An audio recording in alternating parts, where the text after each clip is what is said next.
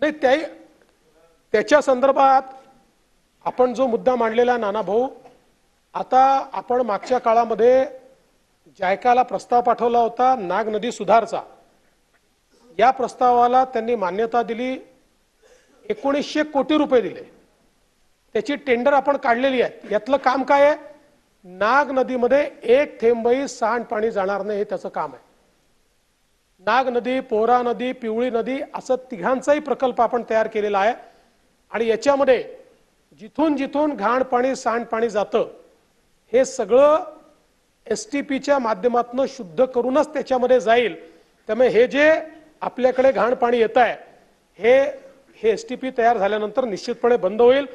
पण अंभोऱ्यामध्ये आपण जलपर्यटन केंद्र त्या ठिकाणी त्याचं काम सुरू केलं. 329 कोटी रुपये.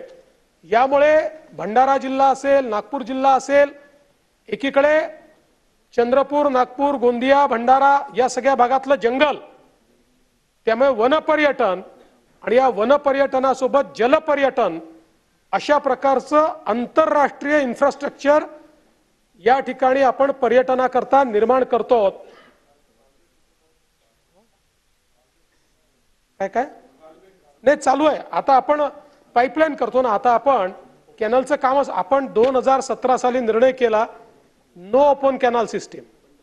आता बंद पाईपलाईनची सिस्टीम आपण सुरू केलेली आहे आणि सगळीकडे आपण बंद पाईपलाईनने ते काम करतो. आपण नागपूर जिल्ह्यातल्या सावनेर तालुक्यातल्या कन्हान नदी वळण योजनेला आता मंजुरी दिली. जवळपास 1879 कोटी रुपयाची योजना आहे, ज्यामुळे सावनेर, काटोल, नरखेड, कळमेश्वर या तालुक्याला सिंचन मिळणार आहे. 32,000 एकरला हे सिंचन मिळणार आहे. यासोबत आपण जर बघितलं तर विदर्भामध्ये, विशेषतः विदर्भ आणि मराठवाड्याकरता आपण इथे शेतकऱ्यांना जोडधंदा म्हणून दुधाचा धंदा विकसित करता यावा याकरता दुग्ध प्रकल्प सुरू केला.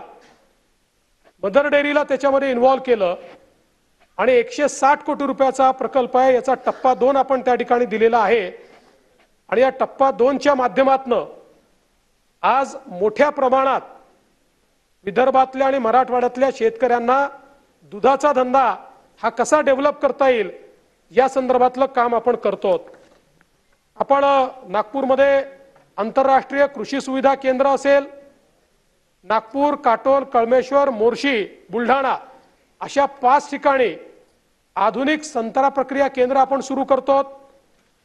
अकोल्यामध्ये पशुवैद्यकीय महाविद्यालय आपण त्या ठिकाणी सुरू करतो.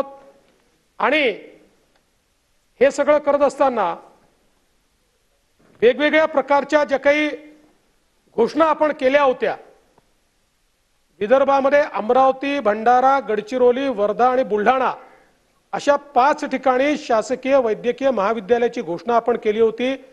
जयंतराव ती आपण अंमलात